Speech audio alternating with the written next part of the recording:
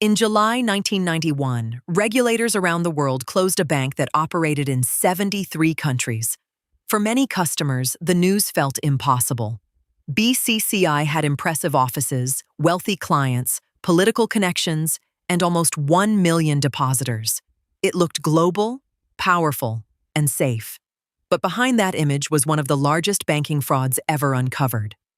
BCCI was founded in 1972 by Pakistani banker Aga Hassan Abedi.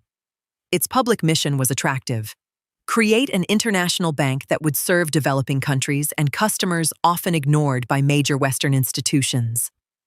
The idea won trust quickly. BCCI expanded across the Middle East, Asia, Africa, Europe, and the Americas. But the bank was not built like a normal international bank.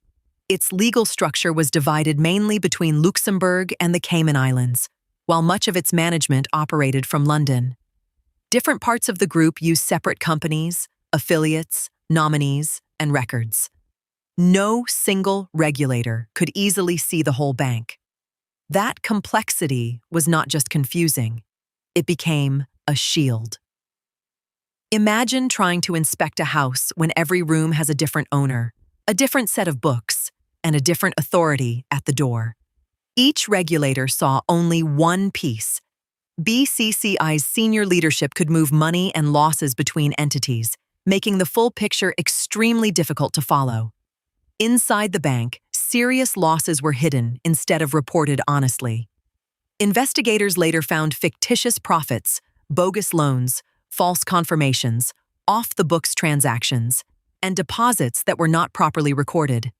BCCI also used nominees to secretly control banks in the United States while telling regulators that it did not own them. The bank's secrecy attracted another kind of business. Investigations documented money laundering across several continents and financial services for criminals and politically connected clients. BCCI did not simply fail because of a few bad investments. Its records had been manipulated for years to make the institution look healthier and more profitable than it really was. The final break came in 1991. BCCI's auditors delivered a confidential investigation known as the Sandstorm Report.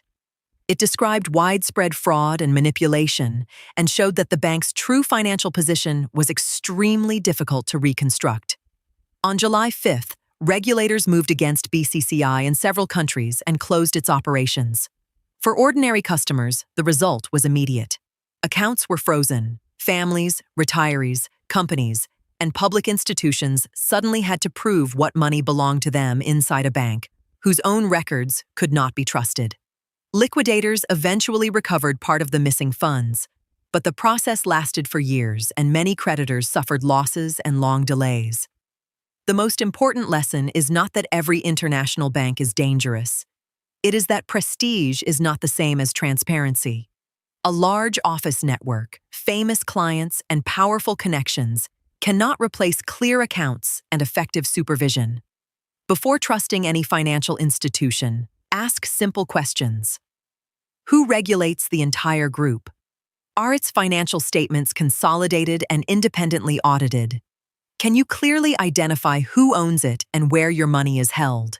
If every answer leads to another company, another country, or another layer of secrecy, complexity may be hiding risk rather than creating safety. BCCI sold the image of a bank without borders. In the end, those missing borders helped hide the truth.